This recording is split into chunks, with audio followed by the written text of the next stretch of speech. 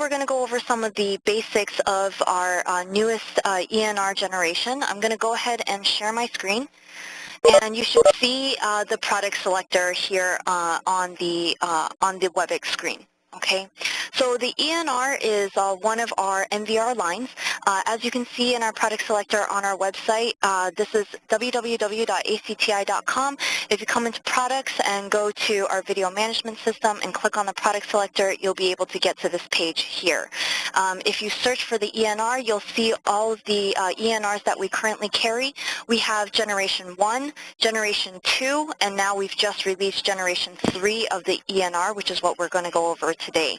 Okay, so Generation 2 ENRs are anything that starts with ENR 0 or ENR 100 series. Okay, so that was ENR G2. Today we're going to go over ENR G3, which is anything beginning ENR 200 series. Okay, we do also have a couple future models that are on the way. They're going to be released, I believe, towards the beginning and the end of the summer. It's going to be ENR 300 and ENR 400 series. So as you can see with the ENR third generation line, we do have the desktop models, we do have the tower models, and we will be having the tower models, and we will be having the rack mount models as well.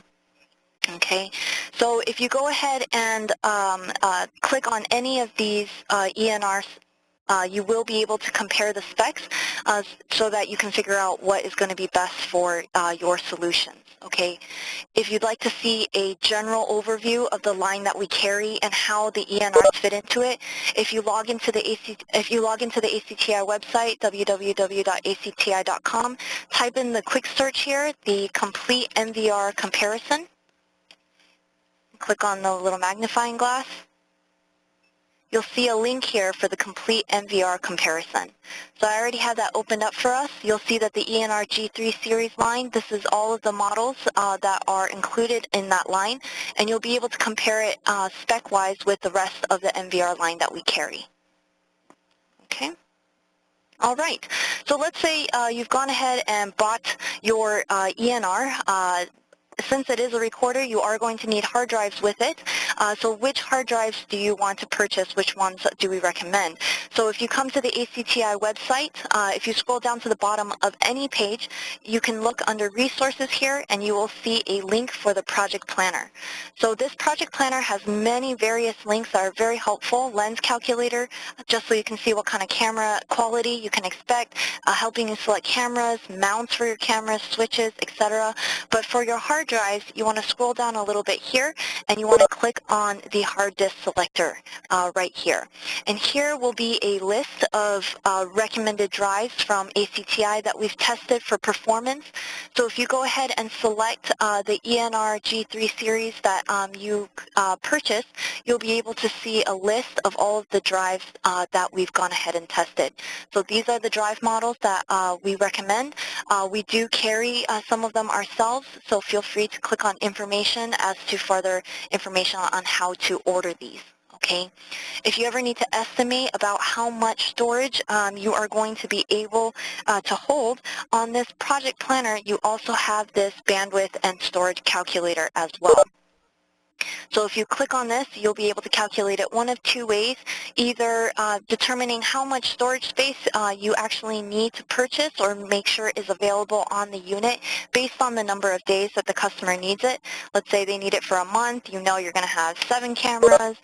You know they're all going to be 3 megapixel, 15 frames per second. You want great video quality.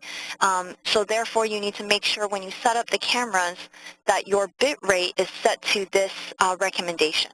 Okay, and let's say, for example, you know you're going to be recording 24/7. So that way you know on this kind of system you're going to need about 7 terabytes of storage. You can also calculate it the other way. Let's say you already bought your storage. You know you have a 10 terabyte drive. You know you've got 7 cameras. They're at 3 megapixel, 15 frames per second. You want excellent video quality. You set your bit rate to 3 megabits per second, and you're recording 24/7. You know that you will be able to have a ballpark of keeping your recordings for about 45 days. Okay, so we do offer these tools under our project planner of our website. Feel free to use them in order to make your project easier. Okay? All right. Another important link that you need on the ACTi website, okay, is our download center. So if you go to www.acti.com, click on Downloads here at the very top, and you'll be able to come into our Download Center. So this has all of our manuals, all of our software upgrades, all of our firmware upgrades, all of our installation guides, etc. It has everything that you need. All right, so if you just type in the model of your ENR G3 Generation 3 series, tell it that you're looking for a specific VMS manual, it will go ahead and give you the manuals that are available, okay? All right. So first things first, let's talk about once you get your ENR G3, you've put in the hard drive, let's set up the network of the actual unit, okay? So all of the network information is actually in the quick installation guide. So I'm going to go ahead and show you guys what it will generally look like. So this is the back of what an ENR generally looks like. We do offer two separate LAN ports on the ENR, okay? And so the first LAN port is our internal LAN, okay? The second one will be WAN. So the whole point of having two Ethernet ports is to be able to separate out your camera traffic from your customer's regular router traffic, okay? And that way it can really minimize the amount of bandwidth that you're taking up on their regular network, okay? So on the LAN for the ENR G3 series, there is a default IP address of 192.168.1.254. There is also an internal DHCP server on that LAN that is by default on. So when you plug in your switch and all your cameras, it is going to assign addresses within 192.168.1. Okay, and then the WAN would be going back to your router, and your router would be giving it a DHCP address. Okay, so you want to make sure that you do separate out your camera traffic from your router traffic. So for the ENR G3 series, the back of the ENR does look a little bit different depending on the actual series.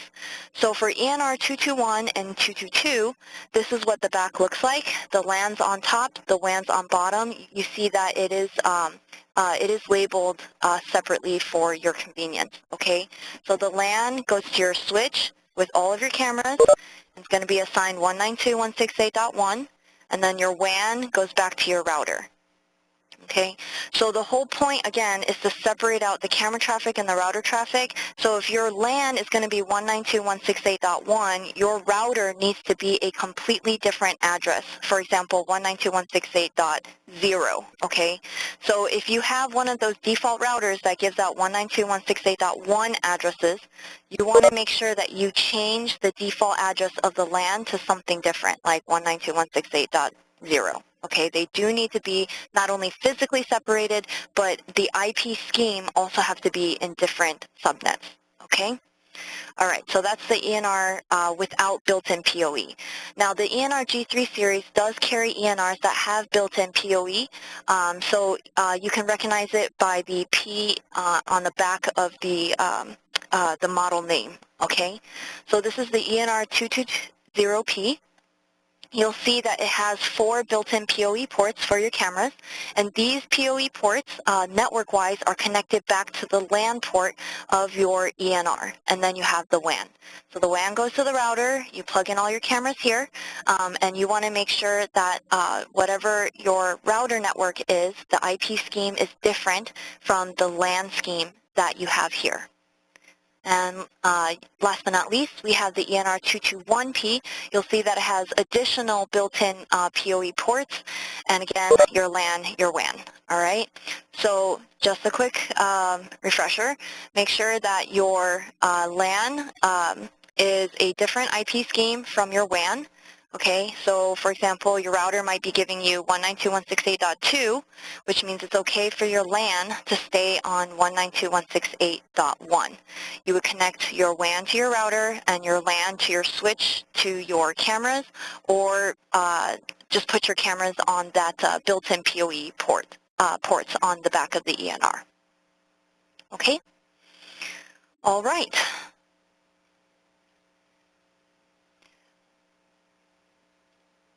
Okay, let's go ahead and take a look at the actual ENR.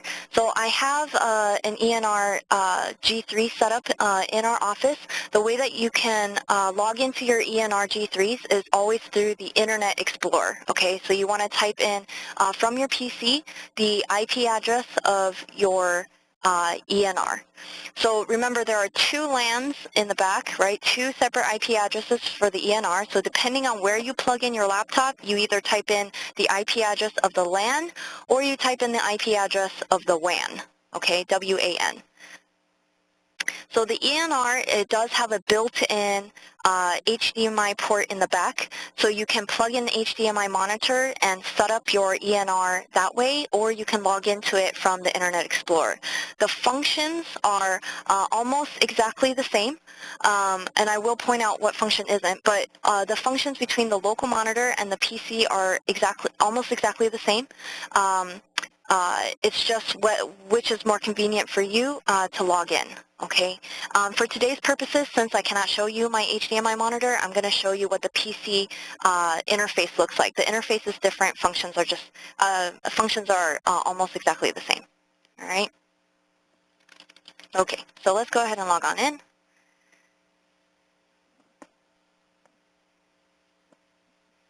Okay, so right now you should be seeing 4 cameras on your screen. So this is what we call our live view screen. This is essentially where you can see the live real-time video of all of your cameras. And so it's very simple to get cameras out on the screen. You just click and drag, or you can always double-click on any camera, and it will bring it to the screen as well. Okay. If you want to add additional cameras to the screen, you can click and drag it, and you'll see that it will automatically change the layout for you to accommodate the additional camera that you are bringing out onto the screen. Okay. You can also swap cameras on the screen itself. If you want to change their position. If you want to get rid of any of the cameras, just right-click and click Close. And you'll see here at the bottom of the screen, this is where your layouts are actually located. So if I don't want a 3x3 anymore, I just hit the minus button, and it'll change it back to a 2x2 layout. Okay. So let's put that camera back over here and get rid of this one, go back to my 2x2. Okay? All right. So if you want to zoom in on any of your cameras, regardless of what lens your camera has, you'll always be able to digitally zoom in, meaning it is going to manually blow up the pixels for you. So the farther you zoom in, the blurrier it's going to get, okay? So for example, this camera is not a zoom lens camera, it's just a regular lens, but I can zoom in if I want. So all you have to do is right-click and click on the digital PTZ, and then you'll be able to draw a box on your screen.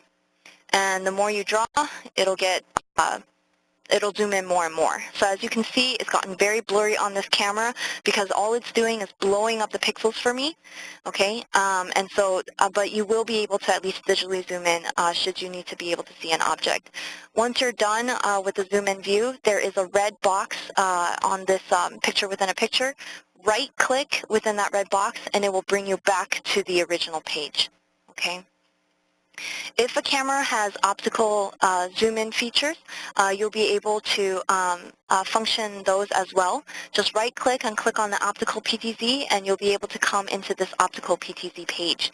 You can PTZ with your mouse here on the screen, or you can also use this icon here to be able to use the joystick function, okay? So if I want to zoom in on this camera, I just click on the zoom function here. Oh, my apologies, guys. This is actually not a zoom camera. But you'll be able to see the interface here, okay?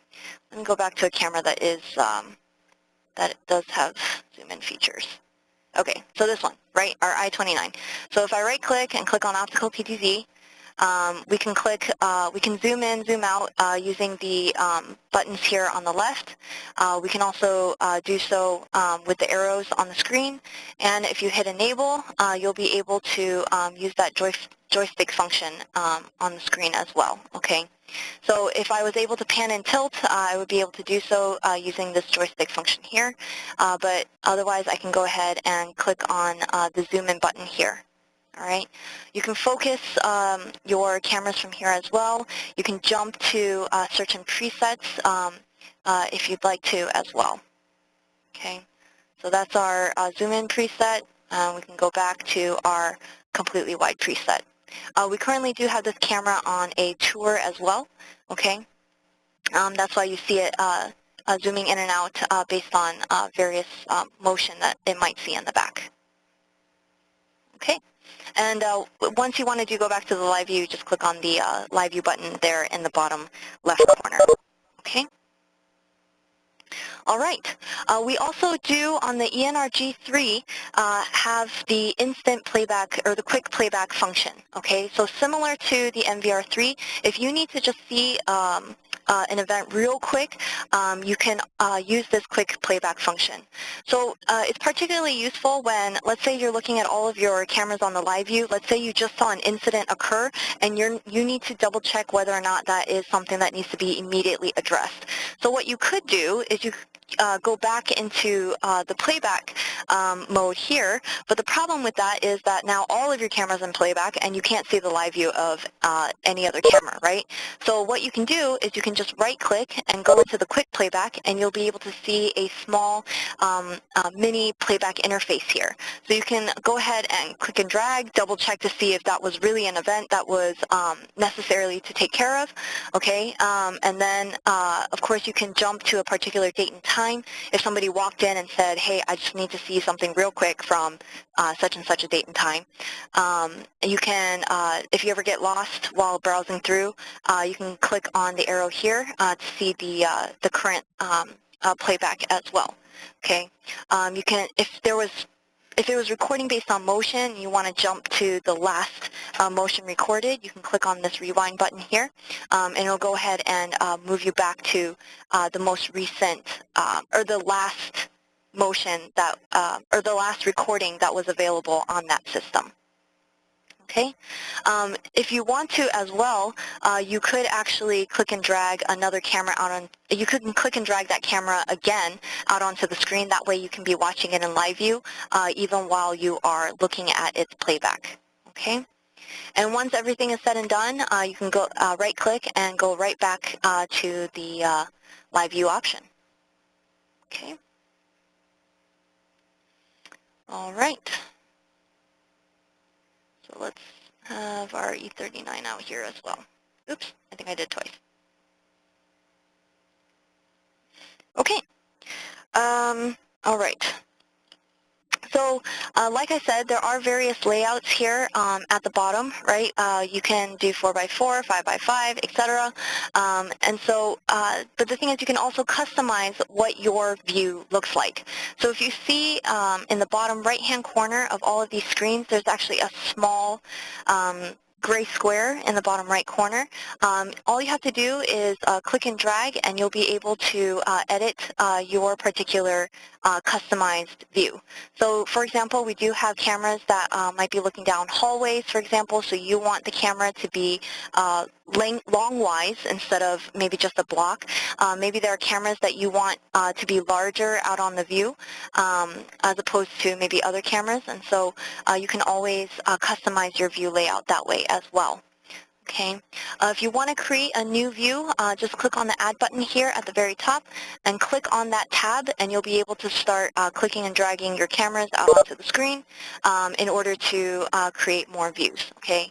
If you want to edit the view name, all you have to do is double-click on the name at the top and go ahead and edit to the name that you want. Okay. If you want to delete views, it's very straightforward. It's just tabs at the top, so you can go ahead and delete those tabs, and it will ask you to confirm as well, so you don't have to worry too much about accidentally deleting what you didn't want to. Okay. All right. Let's see. So we did talk about swapping out the camera layouts. You can toggle between camera layouts automatically just by adding cameras to the screen. So for example, if it was a 1x1 and I click and drag another camera out onto the screen, it will toggle the view for me. I can swap the camera windows, okay, to change around the camera layout on the screen. We talked about customization. We talked about how to zoom in optically, digitally, and just how to view your cameras in general, okay? We also do allow here on the ENR G3 for you to reorder your cameras, okay? So let's say I have 2 different camera views or 2 different camera categories. We do allow you to reorder the cameras. So for example, if I want my E24 to be my first camera, I can just click and drag and reorder it. I can also reorder it into another group as well. So for example, if I want this camera now to be part of the auto tracking group, I can go ahead and click and drag and my cameras went into the other group.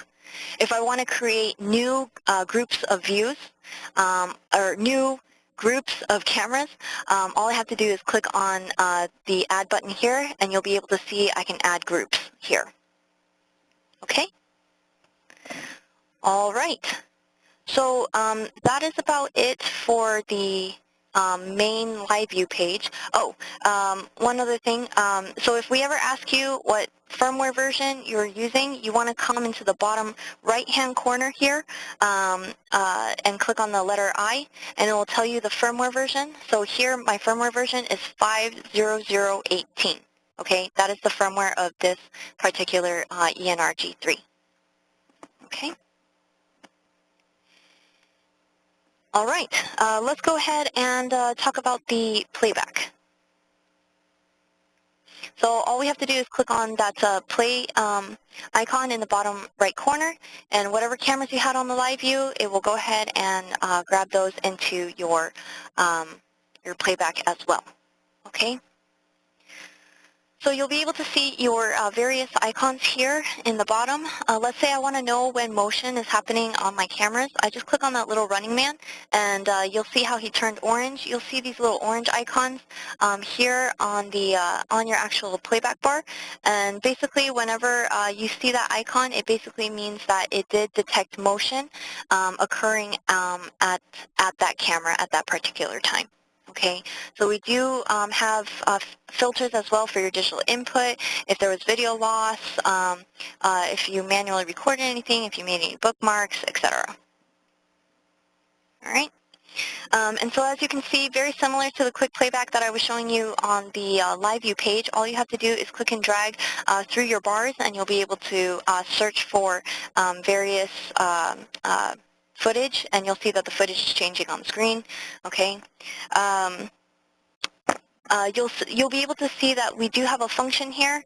You'll see that this particular camera looks much blurrier here in the playback than it did on the live view screen, right? It's because right now, we will go over this more in the advanced setup, but what you can do is it actually records both streams as long as you tell it that you would like to record both stream 1 and stream 2. So right now I have this E24 camera recording on the second stream. All I have to do is right click, tell it to toggle stream, and you'll see that it clears up much better, right? Because right now what I'm seeing in the playback is actually stream 1. So a lot of times if your customer has serious bandwidth issues and it just takes forever to load because of their network, you can always tell the playback to be showing you stream 2, and later on just tell it to export stream 1. So that way it'll load a lot faster. You'll be able to at least generally see what's going on and export the video that you need. Okay. All right, so let's say you were watching your footage and you realized that this particular incident is what you need to export out, okay? So what you want to do is, let's say you were watching the playback on this particular camera, okay? And so let's say I want to make that camera number 1. Again, you can reorder any of your cameras here on the playback, and it will go ahead and change that playback order for you. Okay, so let's say this is where I want to start exporting my video. There is an export video icon here.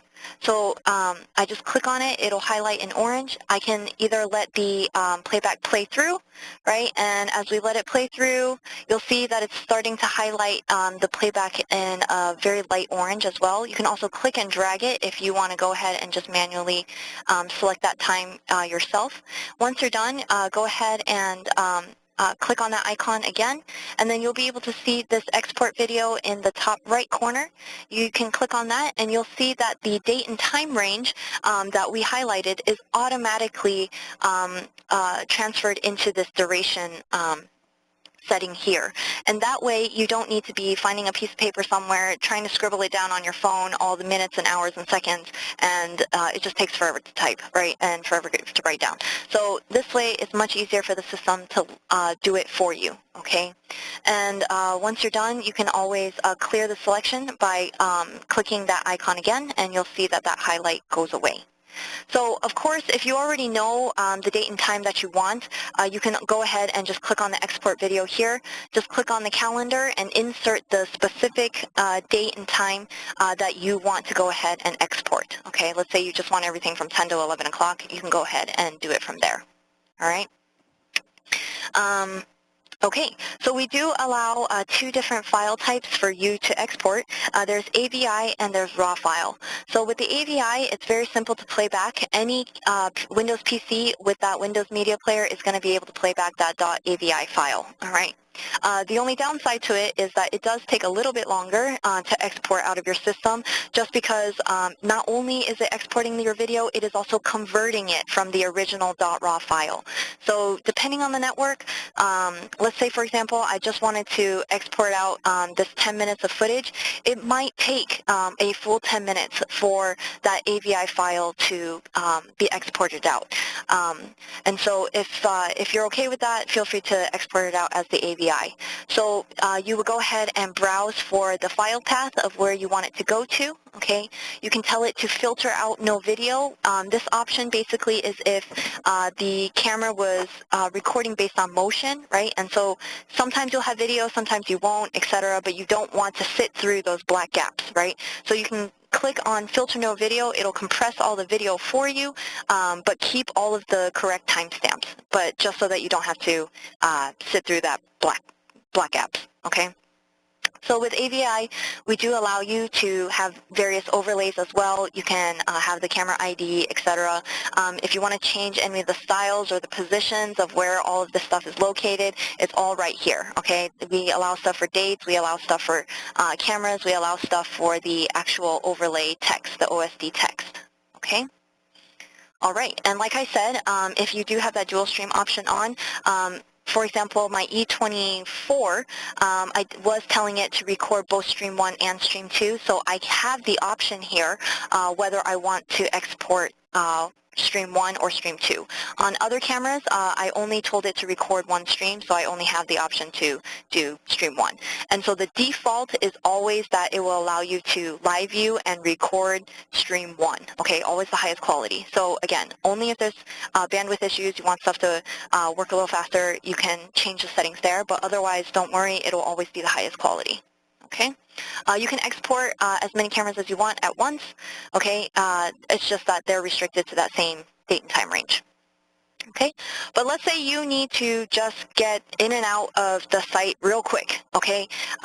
You want to go ahead and just export it as a .raw file. So again, 10 minutes of footage, exporting out as a RAW, it will probably finish exporting within a minute, okay? So it can be up to 10 times faster.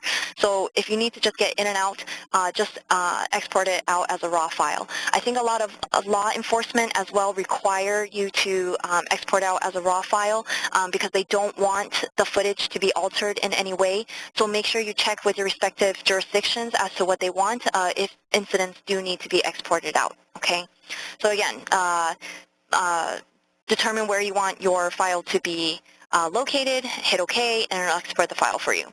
We do have a link here to download the actual raw player. Okay, so even though it exports out so quickly, you do need a separate raw file player from ACTi in order to play it back. So when you do submit it to law enforcement, etc., make sure you give them the raw file and that player. All right. So you can download it from this link. You can also grab it from the ACTi website. So again, www.acti.com. Click on Downloads here at the top. Under Global Search, type in the 2 words Archive Player. And it's very straightforward to use. If you need the instructions, there's a user manual here. But otherwise, just go ahead and download the zip file here. It's very straightforward to use in terms of how to play back your footage. Okay. All right. So that was exporting video. So as you can see on the playback bar, it's very straightforward. There's a pause button, there's a play, there's a rewind. Right now, if I hit play, it's playing back my footage in real time. I can speed it up all the way up to 16 times faster, so it'll just blow through my footage for me. Okay, I can slow it down to 1/8 of the actual speed. All right, I can see the time range of the footage that is being displayed here down to 1 second up to 1 day. Right now I have it at 1 minute. So from this point on the left to this point on the right, it is 1 minute's worth of footage. Okay. Right now I'm just having it on the anywhere where there's video recording, okay? But let's say I just want to be able to jump in between where there was motion, right? So you see all these motion lines here on the screen. So let's say my cursor is here. I just want to jump in between different motion times. I can click on this previous icon here and, oops, select device. Let's see, I have to double click, sorry. And so we can go ahead and, let's see, oops. Oh, there we go, okay. So all we have to do is click on the previous button and it will go ahead and start jumping in between various motion icons, or motion icons, okay? So when it was talking about selecting device, make sure that your device is highlighted in orange. You have to click on your actual footage, okay? So click on your footage, and then you'll be able to jump in between the different motion icons on the actual playback bar, okay? All right, so that's about it for the playback. Let me check to see if there were any questions on what we have so far. Looks okay. All right, let's go into some of the most basic setup settings, and then I will try to take some questions before we jump over into the other webinar. Okay, and again, if you want to join us for the advanced webinar, the link to it is on the chat box. It's the www.acti Corp Web Learning Center webinar entrance link. All right. If there are any questions that you need clarified or that I didn't get to answer during this webinar, you can always email us at technical.support@acti.com. That email address is also listed in the chat box. Okay. All right, so let's talk about some general setup settings. So in order to get into the setup of the ENR, there is the system setup, but let's talk about the camera setup, okay? So in order to get to the camera setup, you get to it from the live view screen. So on this live view, when you right-click on any of your cameras, you'll be able to see where you can set up the actual camera. If you need to add any cameras into your ENR, you need to click on the Add button here, and you'll see where you'll have that Add Camera icon. All right? So once you have your camera added in, you can right-click on your camera and click Setup, and you'll be able to see all of the settings here. All right? And so if you if you updated the firmware of your camera but you're not seeing it updated here in the system, make sure you click on Get Camera Settings just so that it kind of refreshes itself, and then hit Apply. All right? Just some basic setup instructions. Make sure that your bit rate is somewhat comparable to your resolution. All right. So for example, on this camera, we're running it at 2048 by 1536. So what does that mean? Okay. So if you open up your calculator, 2048 times 1536, you'll see it's a little more than 3 million. So you have 3 million pixels on this camera. This is where we get 3 megapixels, 3 MP. All right. So if your camera is running at 3 megapixels, you want your bit rate to be about comparable to that, so about 3 to 4. So that's a good general rule of thumb. So if your resolution is 2 megapixels, your bit rate should be about 2 or 3, okay? If you want to compromise, there's 2.5, etc., all right? Generally, the best bandwidth and storage saving settings is to be able to set your bitrate mode on variable if you are able to cap off the maximum bitrate, okay? So depending on the camera model, some of them do allow you to cap off the maximum bitrate when on bitrate mode. So as long as you have that setting to do so, leave your camera on variable. That's the best setting for the maximum storage and quality of the camera. If you do not have that option, make sure you leave your bitrate mode on constant. And again, your max bitrate, I recommend that you have it somewhat similar to your resolution. So 3 megapixels, maybe 3 or 4, compromise at 3.5. Okay, but on this particular camera, we do have that capability to set that max bitrate. So I'm going to leave it on variable. After everything is said and done, hit apply. All right. Okay. And so you can also set up the motion from here as well. So you'll see that there is a motion detection tab here. Okay, and you'll be able to see that you can enable your motion boxes, you'll be able to set up your settings, etc. So in order to do so, just click on the setup button. Okay, and then if you click on any of these, you'll be able to change the settings, all right? So as you can see, as I'm clicking around, you'll see these red boxes show up on the screen, all right? You can click and drag any of your boxes anywhere you'd like. You can resize them as well, okay? And so some general rules of thumb, make sure you do not use one giant box for the entire screen. That doesn't make the boxes very accurate. Okay, you want to use as many boxes as possible, keep them as small as possible just for the settings to be more accurate. So don't cover areas that you don't need. Don't cover the sky, don't cover trees. They move too much, you're going to get a lot of false motion, right? You want a box for every section of depth to your picture. So for example, it is not a good idea for me to set up my box on the sidewalk and all the way in the back, right? The objects in the back are going to be much different sizes than in the front. So I would have a box for the objects in the front, and I would have a box maybe looking at the objects in the back, okay? So different sections of depth should have separate boxes. As you can see, even though I'm trying to catch people on the sidewalk, I don't need to cover the entire sidewalk because I know when they walk through, they are definitely going to walk through this section of the box. So I can set up the motion settings for the box right here. Okay, so generally the sensitivity is at 70. For most installations, that's just fine. Leave the sensitivity. What you want to take a look at is actually this threshold percentage. So the sensitivity is talking about how sensitive one individual pixel is to the change in motion.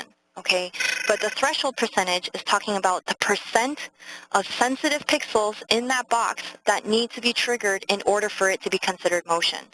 So right now, if an object passes through here and does not trigger at least 60% of this box, it is not going to be considered motion. So right now, if I get a bird that is going to be in this box, it is not going to trigger the motion because the bird is not going to take up 60% of this box. But if somebody walks through, okay, their shoes, their legs are definitely going to take up at least 60% of this box. If I want to be super safe, I could do maybe like 40, okay? So it does take a little bit of trial and error. Sometimes you do need to wait for motion to happen or have one of your technicians walk out there, walk through the box, see how it goes. For you to know what the best setting is, okay? But generally, this is a good way of setting up that motion, okay? All right, so by default, when you add cameras into the ENR, they are recording full-time. Okay, if you want to change the setting, just come into the Schedule tab for each individual camera. Okay, and so if it is highlighted in red, it is basically being told to record at that time, all the time. So since everything's red, it is recording right now 24/7 every day. If I wanted to record based on motion only, I wanted to record event recording because motion is considered an event. So all I have to do is select that option, click and drag my cursor out onto the screen, and you'll see that it will highlight accordingly. Okay. I can also have it only for certain days. Okay. So for example, maybe I only want it Monday through Friday at a certain time, etc. Okay. And if you don't want it to record, you just click on that icon and draw accordingly. So this is very much customizable. It's really up to you and the customer how you guys want to do it. Okay. If you are recording based on motion, this is where you can set up your pre and post buffer, how many seconds before, how many seconds after the motion you want to record. So right now, if a motion event happens, I'm going to record 10 seconds before that motion occurs, in addition to another 30 seconds after the motion event ends. Okay, and so I believe that is the default within the ENR G3. For this recycle days, this is not going to keep your recordings any longer than you actually have room for. This will only erase it faster. So, for example, certain government facilities, they have to, by law, are required to erase all recordings after 30 days. But they might actually have the storage capacity for 60 days. So they need to come into here and tell it to recycle after 30 days, even though it might still have space. Okay, so the opposite does not work. If you only have 30 days of space, but you tell it to keep it for 60 days, it's going to ignore you, okay? It's going to erase anyway. So this is only to erase faster, not to erase slower, all right? Okay, last but not least, after everything is set up and done, all right, you want to come, you want to go and make a backup file of the system. The backup file on the ENR G3 can only be made at the unit's HDMI monitor itself, okay, for security purposes right now. So on the HDMI monitor, you want to come into the actual system setup. By clicking on the gear in the bottom left corner. You want to come into maintenance, and under maintenance you will see an option to make a backup and restoration file. So that is where you can go ahead and create your backup file. Okay? All right. I will cover more of the system setup in the next advanced webinar. And so I want to go ahead and just answer any questions that you guys might have after we do a quick troubleshooting review, okay? So before you guys go on site, make sure that you come into the download center, make sure you search for this IP utility, and make sure you download the latest version, which is 44018. If you have any Z-series cameras, you are going to need to download that separate IP utility to search for those, okay? So this is to make sure, let's say, for example, you plugged in your cameras, you're not seeing them, and you want to make sure that they're actually up and running and on the network. You need to plug your laptop into the back of the ENR and run this IP utility so that it can specifically search for the cameras on the network. Okay. If you need to update any of the firmware on your cameras, you want to type in the model of your camera under the global search, tell it that you're looking for software and firmware downloads, and filter for camera and encoder firmware, and you'll be able to see what the latest camera firmware is. Okay, so you can download it, and the way to upload it is through that IP utility. So after you download the IP utility, you are going to see an icon that looks like this. It will automatically populate with all of the cameras it is finding on that network. If you have multiple networks, you can toggle between the networks here. If you want to upgrade the camera, all you have to do is check mark your camera on the left, click on firmware upgrade, and browse for that unzipped firmware folder that you downloaded from the download center. Okay. If you want to assign your camera static IP addresses instead of using the DHCP, which I would recommend eventually, the DHCP is more of a plug and play, but if you want to know for sure what your camera IP addresses are, you want to assign them static, use this IP utility. You can check mark as many cameras as you want, click on change network address, click on static IP address. It'll ask you what starting IP address you want to begin from. So right now, if I hit apply, it will assign all my cameras 192.168.0.100, 101, 102, 103 in order, etc. All right. I don't recommend that you assign anything 0100. That is the default IP addresses of ACTi cameras. So to avoid any conflicts, start from something like 0101, okay, or whatever IP scheme that you want. Okay. Thank you for joining us today, guys, for this ENR G3 introduction. If you do have further questions, feel free to follow up with your sales representative or email us at technical.support@acti.com. And I wish everybody have a great day.